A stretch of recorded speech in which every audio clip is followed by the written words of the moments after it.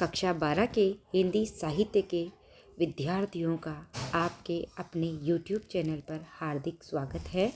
आज हम काव्य गुण, काव्य दोष, छंद, अलंकार इनके प्रश्नों का अध्ययन करेंगे।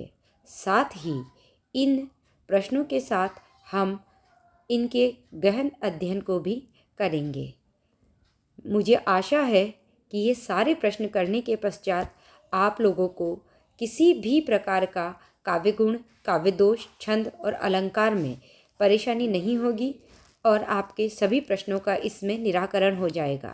आशा करती हूँ कि हमारी परीक्षा में इन प्रश्नों से बाहर कुछ भी ना जाए। सवैया छंद के कितने भेद माने जाते हैं? तो सवैया छंद के 11 भेद हैं। सवैया छंद एक वार्णिक छंद है। हमें इस विषय में जानकारी होनी चाहिए कि सवैया छंद एक वार्णिक छंद है। इसमें 22 से लगाकर 26 तक के वर्ण होते हैं। यह मुख्य रूप से रीतिकाल में इसमें काफी रचनाएं रची गई थी। रसखान और घनानंद इसके प्रसिद्ध कवि रहे हैं। अगला प्रश्न है, गीतिका छंद में कुल कितने चरण हैं? तो गीतिका छंद में कुल 4 चरण होते हैं और प्रत्येक चरण में 26 मात्राएं होती है। गीतिका एक सममात्रिक छंद है। सममात्रिक छंद वह होता है जिसके चारों चरणों में मात्राएं समान हो। इसके साथ ही इसमें 14 व 12 पर यति विधान होता है। अगला प्रश्न है, रोला और उल्लाला छंदों के योग से कौन सा छंद बनता है? तो वह है छप्पय। छप्पय छंद वस्तुतः एक विषम मात्रिक छंद है। यह रोला और उल्लाला के योग से बना है। इसके प्रथम 4 चरण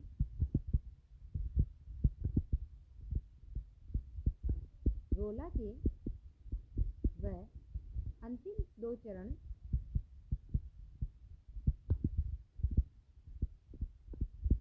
उल्लाला के होते हैं। यह एक विषम मात्रिक छंद है और विषम मात्रिक छंद वह होता है जो 2 मात्रिक छंदों के योग से बनता है। अगला प्रश्न है, वंशस्थ छंद के प्रत्येक चरण में कितने वर्ण होते हैं? तो वंशस्थ छंद के प्रत्येक चरण में 12 वर्ण होते हैं। वंशस्थ छंद वार्णिक छंद है। इस छंद में गण विधान जतोतु वंशस्थ मुदीरितम जरो अर्थात जतो जरो अर्थात जगण, तगण, जगण व रगण होते हैं। सवैया छंद कैसा है? हम ऊपर पढ़कर आ चुके हैं कि सवैया छंद एक वार्णिक छंद है। द्रुत विलंबित छंद में कितने चरण होते हैं? तो द्रुत विलंबित छंद में 4 चरण होते हैं। द्रुत विलंबित छंद की गण योजना है, द्रुत विलंबित नभो भरो, न भो भरो अर्थात नगण, बगण, भगण, रगण। इनके क्रमानुसार प्रयोग पर द्रुत विलंबित छंद होता है। मात्रा के आधार पर छंद के अर्थात मात्रा के आधार पर छंद क्या कहलाता है? तो जहाँ मात्रा के आधार पर छंदों की रचना की जाती है या काव्य की रचना की जाती है वे मात्रिक छंद कहे जाते हैं। कवित्व छंद के प्रत्येक चरण में 31 वर्ण होते हैं। वैसे कवित्व एक वार्णिक छंद है। इसमें 31 से 33 तक वर्ण होते हैं।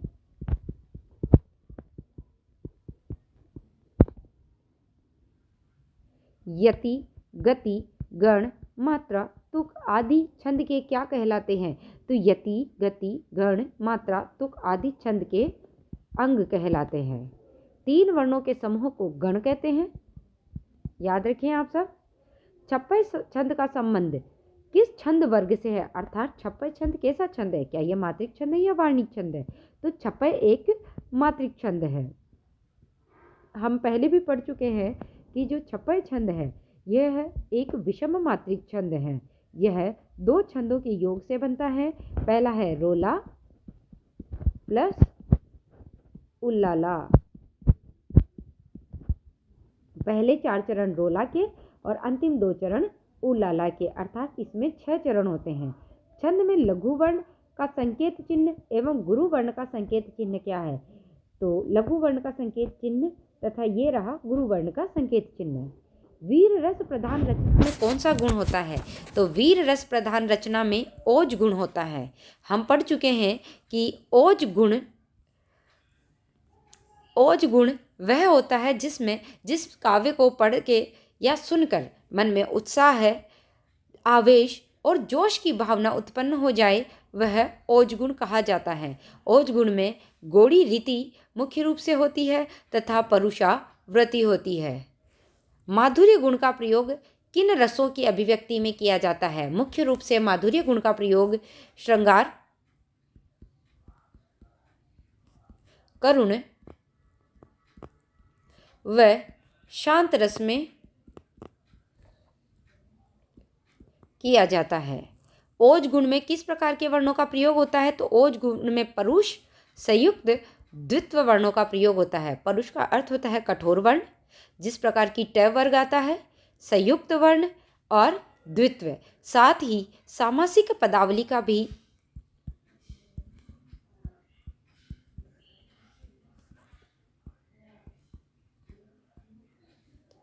इसमें प्रयोग किया जाता है। गौड़ प्रदेश के कवि किस गुण का प्रयोग करते थे? तो गौड़ प्रदेश के कवि ओज गुण का प्रयोग करते थे। इनकी रीति गौड़ी कहलाती है।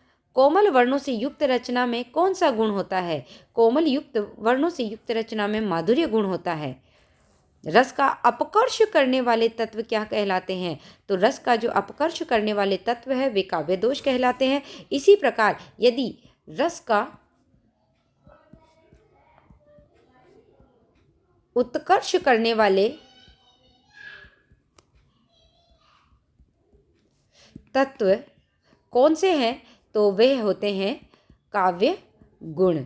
हमें दोनों ही की परिभाषा आनी चाहिए कि रस का उत्कर्ष करने वाले काव्य गुण कहे जाते हैं तथा रस का अपकर्ष करने वाले काव्य दोष कहे जाते हैं। अगला हमारा प्रश्न है, यदि कारण उपस्थित है और कार्य नहीं हो रहा है, अर्थात कारण के उपस्थित रहने पर भी जब कार्य का न होना वर्णित हो, तब वहाँ कौन सा अलंकार होता है? तो तब वहाँ विशेषोक्ति अलंकार होता है। इसी का विपरीत जब कारण नहीं है फिर भी कार्य हो रहा है, तब वहाँ विभावना अलंकार होता है। विशेषोक्ति का उदाहरण देखिए आप कि देखो दो मेघ बरसते, मैं प्यासी की प्यासी।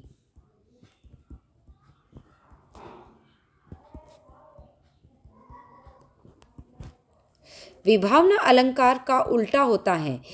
विशेषोक्ति अलंकार जो है वह विभावना अलंकार का उल्टा होता है, क्योंकि विभावना में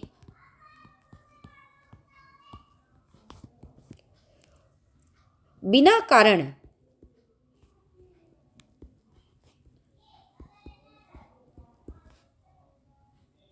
कारण कार्य होता है, जबकि विशेषोक्ति में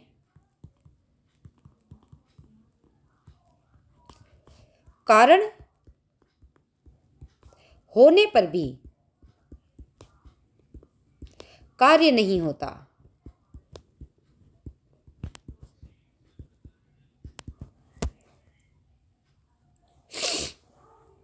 कारण न होने पर भी यदि कार्य संपन्न हो रहा है तो वहाँ कौन सा अलंकार है?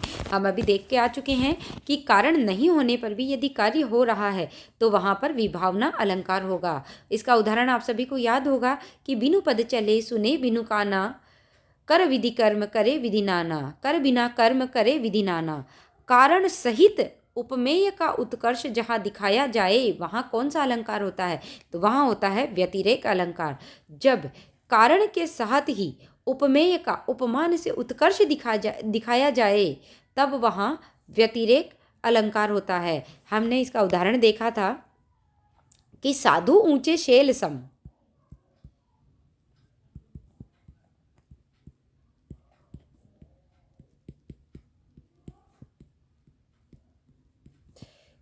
किंतु प्रकृति सुकुमार।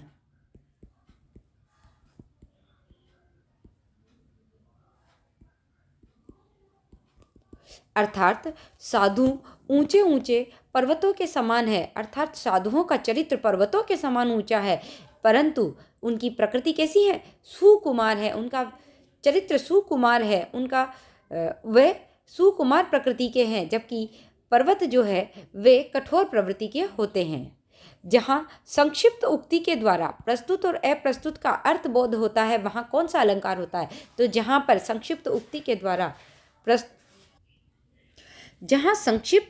द्वारा प्रस्तुत और अप्रस्तुत का अर्थ बोध होता है, वहाँ कौन सा अलंकार होता है? तो वहाँ होता है समासोक्ति। अर्थात जहाँ समान विशेषणों के द्वारा प्रस्तुत और अप्रस्तुत दोनों का एक साथ बोध करा दिया जाता है, वहाँ समासोक्ति अलंकार होता है। इसका उदाहरण आप सभी को स्मरण होगा कि सिंधु सेज पर धरा वधु अब तनिक संकुचित बेटी सी, प्रलय निशा की हलचल स्मृति में मान किए सी एठी सी। जहाँ किसी अन्य के माध्यम से कुछ कहा जाए, वहाँ कौन सा अलंकार होता है? तो वहाँ होता है अन्योक्ति।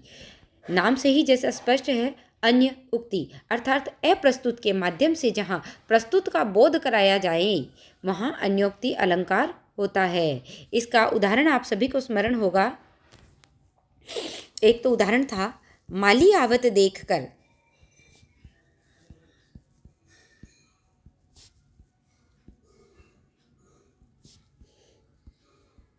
कलियन करी पुकार,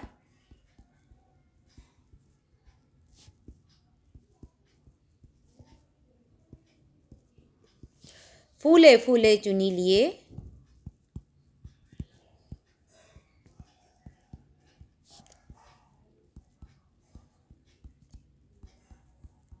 काली हमारी बार। और इसी के साथ एक अन्य बिहारी दास जी का बहुत ही प्रसिद्ध दोहा अन्योक्ति का उदाहरण है, और वह है अन्योक्ति का सर्वश्रेष्ठ उदाहरण भी कहा गया है।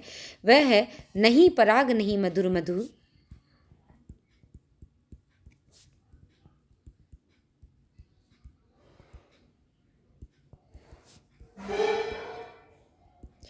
नहीं विकास इह काल, अलिहि कलिहि सो बंध्यो, आगे कौन हवाल। यहाँ अप्रस्तुत के द्वारा प्रस्तुत का बोध कराया जा रहा है।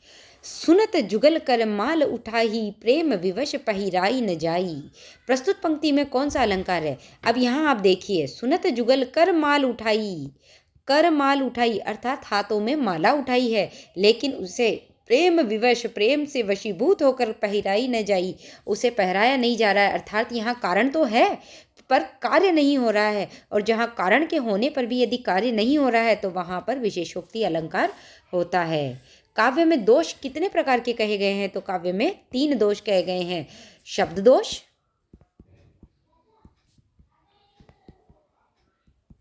अर्थ दोष, और तीसरा है रस दोष।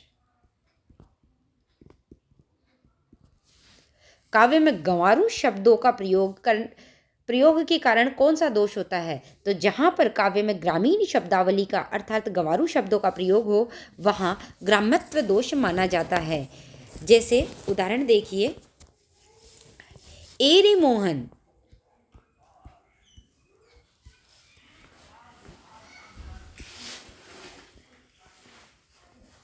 तेरे रूप की हूँ चातकी।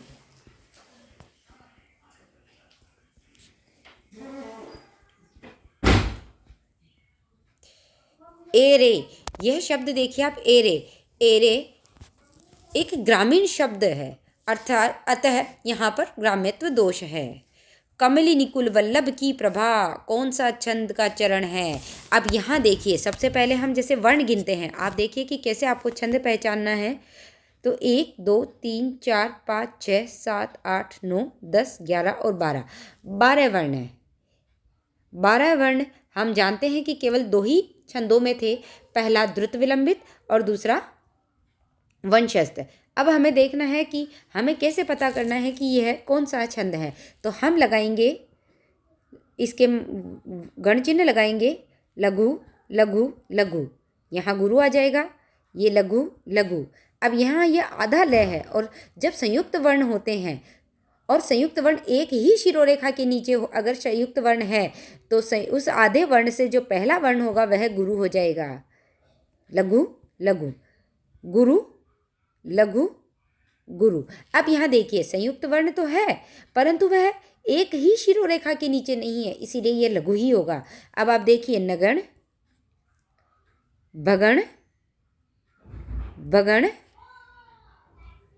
और राज है भा की तरह रगण, अर्थात नग न बो ब रो, और ये होगा द्रुत विलंबित छंद। इस प्रकार कोई भी अगर पंक्ति आ जाती है तो आप इसके द्वारा इस तरीके से आप पता कर सकते हैं कि इसमें कौन सा छंद है।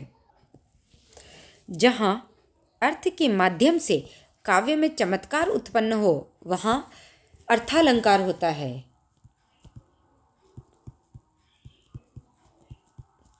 हिंदी साहित्य में अलंकार 3 प्रकार के हैं, शब्दालंकार, अर्थालंकार और उभयालंकार।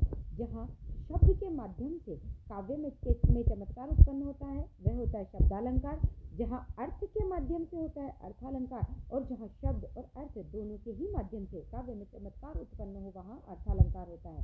श्लेष अलंकार जहाँ शब्द और अर्थ दोनों के ही माध्यम से काव्य में चमत्कार उत्पन्न होता है वहाँ पर उभयालंकार होता है। श्लेष उभयालंकार का एक अच्छा उदाहरण है। किरण धेनुओं का समूह यह आया अंधकार चरता, पंक्ति में कौन सा काव्य गुण है? किरण धेनुओं का समूह यह आया अंधकार चरता, पंक्ति में माधुर्य गुण है। अब आप यहाँ पर ध्यान रखें कि किरण धेनुओं का समूह यह आया अंधकार चरता। यहाँ अगर हमें ये पूछ ले कि इसमें कौन से अलंकार है तो प्रस्तुत पंक्ति में 2 प्रमुख अलंकार हैं। एक तो किरण धेनुओं, अगर केवल किरण धेनुओं की बात करें तो यहाँ रूपक अलंकार है, जबकि इस पूरी पंक्ति में अगर हम बात करें तो अंधकार चरता, तो यहाँ पर मानवीकरण अलंकार है। मानवीकरण अलंकार हम सभी जानते हैं कि मानवीकरण अलंकार क्या है। मानवीकरण अलंकार में अचेतन पर चेतनता का आरोप किया जाए या जड़ प्रकृति पर मानवीय क्रियाओं का जब आरोप किया जाए, जड़ वस्तुओं पर मानवीय क्रियाओं का जब आरोप किया जाए तब वहाँ पर मानवीकरण अलंकार होता है। छंद के चरणों की अंतिम ध्वनि की समानता, यदि छंद के चरणों की अंतिम ध्वनि में समानता है तो उसे तुकबंदी कहते हैं। जैसे आप देखिए, रहीमन धागा प्रेम का मत तोड़ो छिटकाए, टूटे थे से फिर ना मिले, मिले गांठ पर जाए। अब देखिए आ छिटकाए पड़ जाए, आ ये दोनों में ही अंत में समानता है, अर्थात यहाँ तुक मिलता है, इसी को तुक कहते हैं। व्यतिरेक अलंकार में उपमान की अपेक्षा किसका उत्कर्ष दिखाया जाता है? तो उपमेय का है। हम पहले ही पढ़ चुके हैं कि जब उपमान से उपमेय में गुणाधिक्य के द्वारा उपमेय की श्रेष्ठता बताई जाती है तब वहाँ पर व्यतिरेक अलंकार होता है।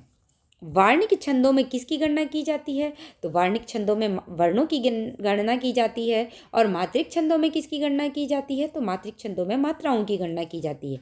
भारतीय काव्यशास्त्र में काव्य की शोभा बढ़ाने के लिए किनको आवश्यक माना है? तो अलंकार को आवश्यक माना है। महर्षि दंडी हुए हैं, उन्होंने काव्य में अलंकार की परिभाषा दी है कि काव्य शोभा करान धर्मान अलंकार प्रचेक्षते, अर्थात काव्य की शोभा बढ़ाने वाले धर्मों को अलंकार कहा गया है। हमें ये ज्ञात होना चाहिए कि जो ये अलंकार है ये किसी भी काव्य के बाह्य तत्व कहे जाएंगे, जबकि रस जो है वे काव्य के आंतरिक धर्म हैं।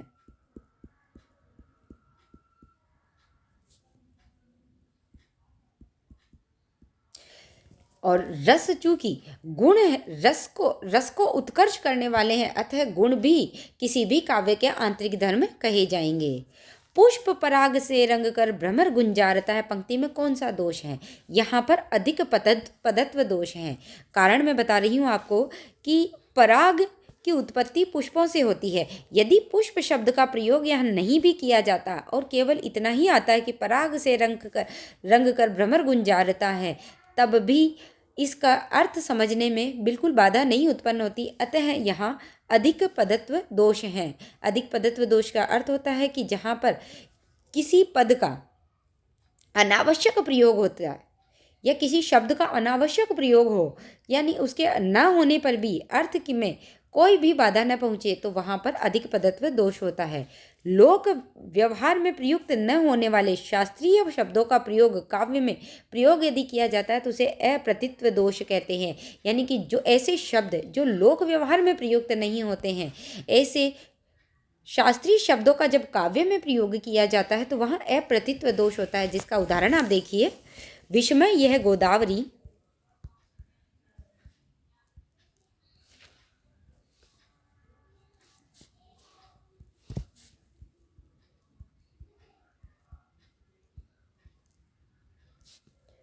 यह गोदावरी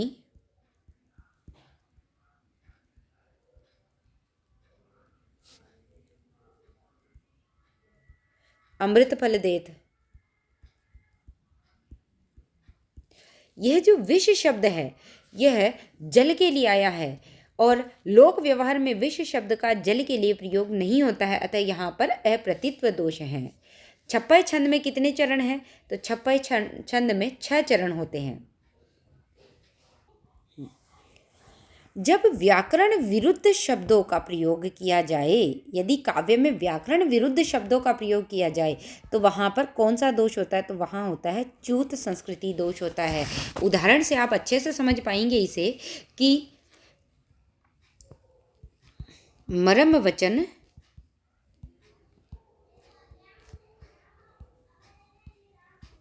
सीता बोला। हम सभी जानते हैं कि सीता स्त्रीलिंग है और इसके लिए बोला शब्द गलत है, अर्थात व्याकरणात्मक यहाँ त्रुटि है, यहाँ बोली आना चाहिए, इसीलिए यहाँ पर च्युत संस्कृति दोष है। बतरस लालच लाल की मुरली धरी लुकाए, सोह करे बोहनी हंसे, देन कहे नटी जाए। प्रस्तुत काव्य पंक्ति में माधुर्य काव्य गुण है। माधुर्य काव्य गुण, माधुर्य का अर्थ ही होता है कि मधुर शब्द, जहाँ पर मधुर शब्दों का प्रयोग किया जाए वह माधुर्य काव्य गुण होता है। माधुर्य काव्य गुण में हमें याद रखना चाहिए कि इसमें उपनागरिका वृत्ति होती है। किस छंद के प्रत्येक चरण में 12-12 वर्ण होते हैं? 12-12 वर्ण होते हैं और यह होता है नगण, भगण, भगण और रगण। हम पहले ही पढ़कर आ चुके हैं कि नभो भरो द्रुत विलंबित छंद का लक्षण है।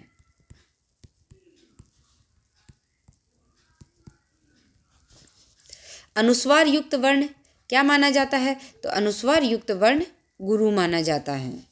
जब काव्य में उपमान का तिरस्कार या अपमान किया जाए वहाँ कौन सा अलंकार है? तो जहाँ पर उपमान का तिरस्कार या अपमान किया जाए वहाँ पर प्रतीप अलंकार होता है। का सरोवरी तेहि देव मयंकु चांद कलंकित वह निष्कलंकु पंक्ति में कौन सा अलंकार है?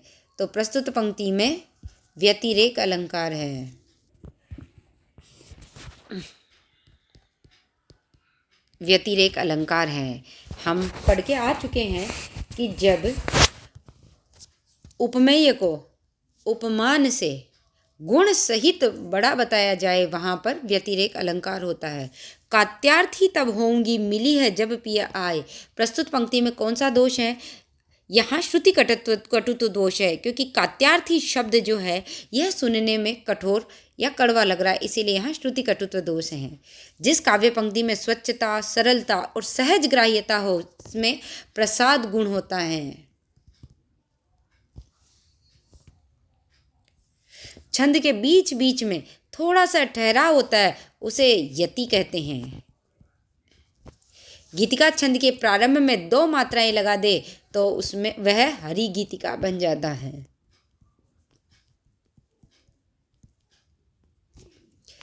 हरि गीतिका भी सममात्रिक छंद है।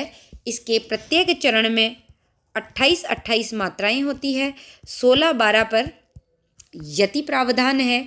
और साथ ही हमें ये याद रखना चाहिए कि हिंदी के राष्ट्र कवि मैथिली शरण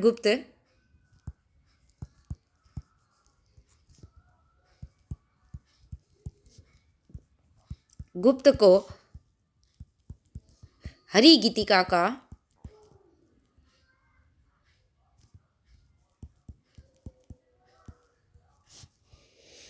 बादशाह कहा जाता है।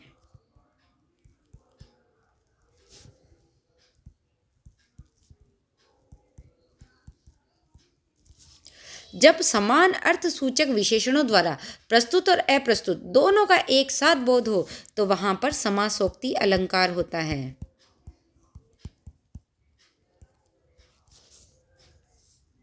यहां देखिए आप, आनन रहित सकल रस भोगी, मुख नहीं है फिर भी समस्त रसों का भोग करने वाले हैं। तो प्रस्तुत पंक्ति में कौन सा है? तो यहाँ कारण के न होने पर भी कार्य का होना पाया जा रहा है, अतः यहाँ पर विभावना अलंकार है। आगे आप देखिए, ओज गुण किसे कहते हैं? जब किसी काव्य को सुनकर या पढ़कर मन में उत्साह, जोश, आवेग इत्यादि उत्पन्न हो जाता है तो वहाँ पर ओज गुण कहा जाता है। छप्पय छंद किन दो छंदों के योग से बना है? हम पढ़कर आ चुके हैं कि छप्पय छंद रोला व उलाला की योग से मिलकर बना है। काव्य की शोभा का अपकर्ष करने वाले तत्व क्या कहलाते हैं? तो काव्य की शोभा का अपकर्ष करने वाले तत्व काव्य दोष कहे जाते हैं।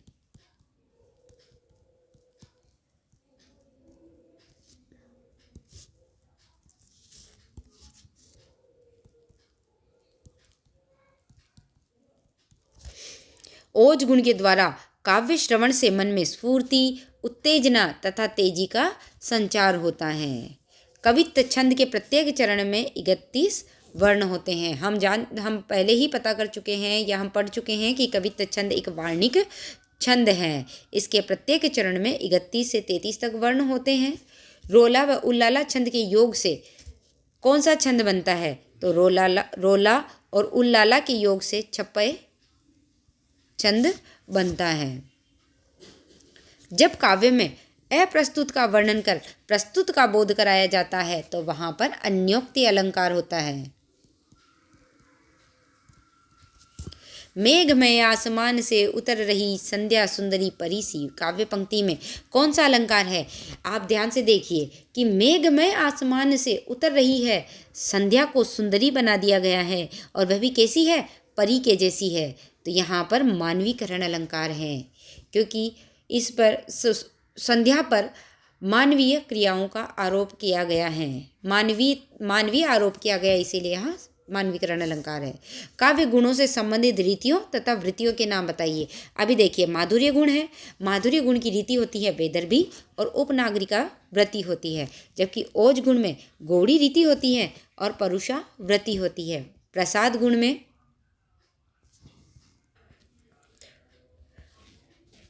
ओज गुण में गौड़ी रीति और परुषा वृत्ति होती है, जबकि प्रसाद गुण में पांचाली रीति होती है।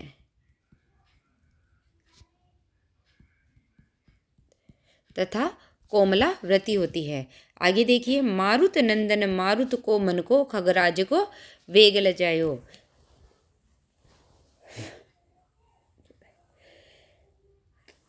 सॉरी, प्रस्तुत काव्य पंक्ति में कौन सा दोष है? तो प्रस्तुत काव्य पंक्ति में दुष्क्रमत्व दोष है। जिस रचना में अंतःकरण आनंद से द्रवीभूत हो जाता है उसे उसमें प्रसाद गुण होता है।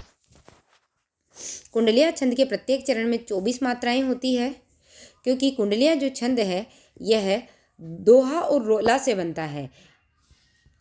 यति, गति, गण, मात्रा, तुक आदि छंद के अंग हैं। जब उपमेय और उपमान में बिंब प्रतिबिंब का भाव हो तब वहाँ दृष्टांत अलंकार होता है। सुनत जुगल कर माल उठाई, प्रेम विवश पहिराई न जाई। यहाँ इस पंक्ति में कौन सा अलंकार है? तो प्रस्तुत पंक्ति में कारण होने पर भी कार्य नहीं हो रहा है, अतः यहाँ पर विशेषोक्ति अलंकार हैं। एक बार मैं आपको कुंडलियाँ छंद के विषय में भी बता दूं कि कुंडलियाँ छंद भी विषम मात्रिक छंद है। यह 2 छंदों के योग से बना है, रोला, दोहा और रोला। इसमें प्रथम कुंडलियाँ छंद 2 छंदों के योग से हैं, दोहा प्लस रोला। प्रथम 2 चरण जो होते हैं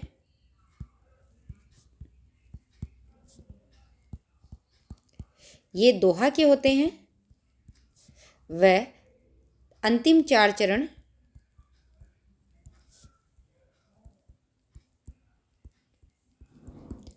रोला के होते हैं। हमें ये याद रखना है कि जो दोहा छंद की अंतिम पंक्ति होती है वही रोला छंद की प्रथम पंक्ति होती है, और कुंडलिया छंद में जिस शब्द से कुंडली इस छंद का आरंभ होता है उसी शब्द से ही इस छंद का अंत भी होता है। अगला प्रश्न देखिए कि वाक्य में लज्जास्पद एवं अमंगल सूचक शब्दों का यदि प्रयोग किया जा रहा है तो वहाँ पर अश्लीलत्व दोष होता है। यानी कि जब वाक्य में लज्जास्पद, अमंगल सूचक या घृणास्पद शब्दों का प्रयोग किया जाता है तो वहाँ अश्लीलत्व दोष होता है। उदाहरण आप सभी को याद होगा, हमने कल के ही व्याख्यान में पढ़ा था कि लगे थूक कर चाटने अभी अभी श्रीमान, बड़ो बड़ो करो वीर स्व जाति का भला। पंक्ति में कौन सा गुण है? तो पंक्ति में ओज गुण है। छंद के चरणों की अंतिम ध्वनि की समानता मैत्री को तुक कहते हैं। वंशस्थ छंद के गणों का क्रम है जतो जरो, अर्थात जगण, तगण, जगण, रगण। आगे देखिए, जहां उपमान की अपेक्षा उपमेय में गुणों की अधिकता से श्रेष्ठ सिद्ध किया जाता है वहां व्यतिरेक अलंकार होता है। अर्थात जहां उपमेय की उपमान से तुलना तो की जाती है, लेकिन उपमान से उपमेय में गुण आदि के द्वारा उपमेय को श्रेष्ठ सिद्ध किया जाता है, वहां पर व्यतिरेक अलंकार होता है। हमने उदाहरण अभी देखा था कि साधु ऊंचे शैल सम किंतु प्रकृति सुकुमार, नहीं पराग नहीं मधुर मधु, नहीं विकास इह काल, अली कली ही सो बिंदियो, आगे कौन हवाल। प्रस्तुत पंक्तियों में अन्योक्ति अलंकार हैं या अप्रस्तुत के द्वारा प्रस्तुत का बोध कराया जा रहा है, इसीलिए यहाँ अन्योक्ति अलंकार हैं। यह बिहारी सतसई का बहुत ही प्रसिद्ध उदाहरण है, प्रसिद्ध दोहा है, और यह अन्योक्ति का एक बहुत प्रसिद्ध उदाहरण है। माधुर्य गुण कौन कौन से रसों में होता है? तो माधुर्य गुण श्रृंगार, करुण और शांत में होता है। यदि हमें पूछ लिया जाए कि ओज गुण जो है यह कौन कौन से रसों में पाया जाता है, तो मुख्य रूप से वीर, रौद्र व विभत्स,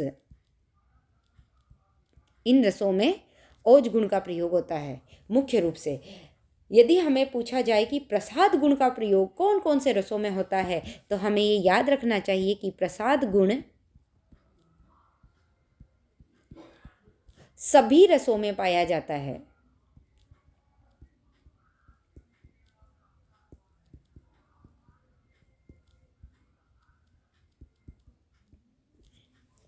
चलिए आगे देखते हैं, गीतिका और हरिगीतिका छंद में अंतर लिखिए। दोनों ही मात्रिक छंद हैं, हमें ये याद रखना चाहिए। गीतिका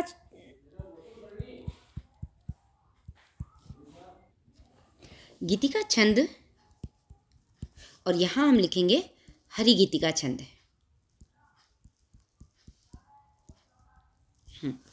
तो गीतिका छंद यह भी सममात्रिक है, हरिगीतिका भी सममात्रिक है।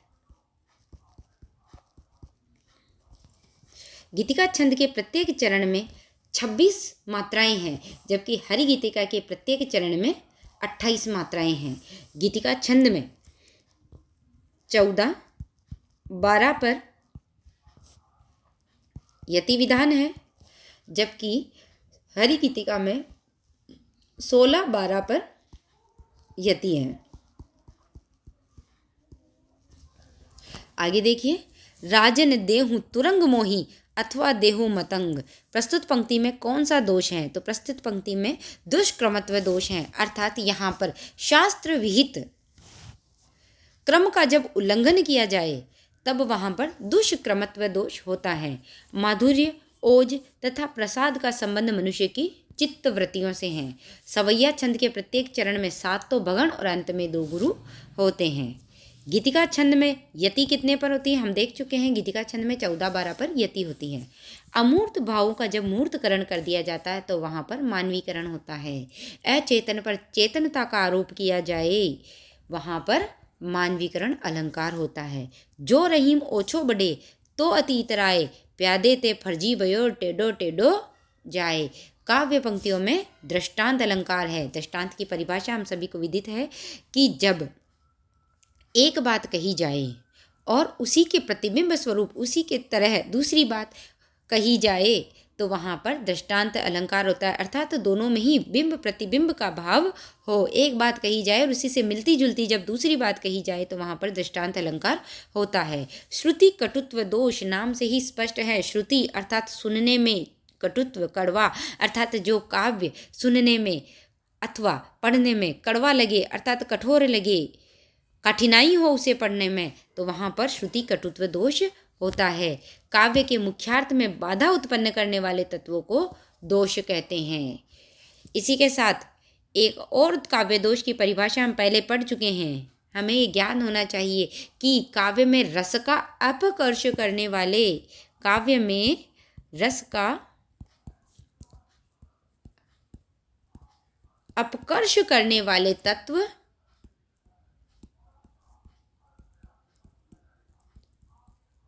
क्या कहा जाते हैं?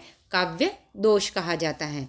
दया कर दान भक्ति का हमें परमात्मा देना। प्रस्तुत पंक्ति में प्रसाद काव्य गुण है।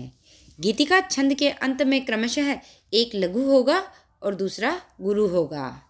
उदाहरण आपको भी याद आ जाएगा, हमने उदाहरण किया था, हे प्रभु आनंद दाता ज्ञान हमको दीजिए। ये देखिए अंतिम मैं आपको बता रही हूँ, दीजिए। ये लघु है और ये गुरु है। वार्णिक छंदों में वर्णों की गणना की जाती है और यदि प्रश्न आता है कि मात्रिक छंदों में, तो मात्रिक छंदों में मात्राओं की गणना की जाती है। जहाँ कारण नहीं है फिर भी कार्य हो रहा है वहाँ पर विभावना अलंकार होता है। बिनु पद चले सुने बिनु काना, कर विधि कर्म करे विधि नान, कर बिनु कर्म करे विधि नाना। मुख आलोकित जग करे कहो चंद के ही काम। काव्य पंक्ति में प्रतीप अलंकार हैं। काव्य गुण से क्या तात्पर्य है? तो काव्य गुण का अर्थ है, काव्य गुण से तात्पर्य है कि रस का उत्कर्ष करने वाले जो तत्व है वे काव्य गुण हैं। छंद शास्त्र में गति क्या होती है कि यदि छंद को प्रभावपूर्ण पढ़ने पर जो लय उत्पन्न होती है वह गति है। इससे काव्य में संगीतात्मकता, ध्वन्यात्मकता आती है। तत्व ज्ञान प्रकाश सो दलिताशय जो आही। काव्य पंक्ति में कौन सा दोष है? तो काव्य पंक्ति में अप्रतित्व दोष होता है। और अप्रतित्व दोष क्या है कि ऐसे शास्त्र विशेष के शब्द जिनका लोक प्रचलन में प्रयोग नहीं हो वे अप्रतित्व दोष कहे जाते हैं। द्वित्व, संयुक्त एवं परुष वर्णों की प्रधानता ओज गुण में है। यदि प्रश्न ऐसा आ जाए कि कौन से गुण में सामासिक पदों की या समस्त पदों की बहुलता है तो वह भी ओज गुण होगा। छप्पय और कुंडलिया कैसे छंद है? तो छप्पय और कुंडलिया विषम मात्रिक छंद हैं। हम पढ़ चुके हैं कि विषम मात्रिक छंद वे हैं जो 2 अलग अलग मात्रिक छंदों के योग से बने होते हैं और दोनों में ही 6 चरण हैं। मात्रिक छंदों में मात्राओं की संख्या नियत रहती है, हमने अभी पढ़ा है। जहाँ काव्य में कारण के न होने पर भी कार्य का होना पाया जाता है वहाँ कौन सा अलंकार होता है? आपको पढ़ते ही समझ में आ गया होगा कि कारण नहीं है फिर भी कार्य हो रहा है तो वहाँ विभावना अलंकार है। निंदक नियरे राखिए आनंद कुटी छवाए, बिन पानी साबुन बिना निर्मल करे सुभाए। यहाँ कारण नहीं है फिर भी कार्य हो रहा है, अतः यहाँ पर विभावना अलंकार है। अगर प्रश्न यहाँ ऐसा आता कि कारण है फिर भी अगर कार्य नहीं हो रहा है, सॉरी, कारण नहीं है कार्य हो रहा है, तब तो विभावना है, लेकिन कारण होने पर भी अगर काम नहीं हो रहा है, मैं क्षमा चाहती हूँ, ये प्रश्न मैंने गलत पढ़ लिया था कि जहाँ कारण के होने पर भी कार्य नहीं हो रहा है तो यहाँ पर विशेषोक्ति होगा।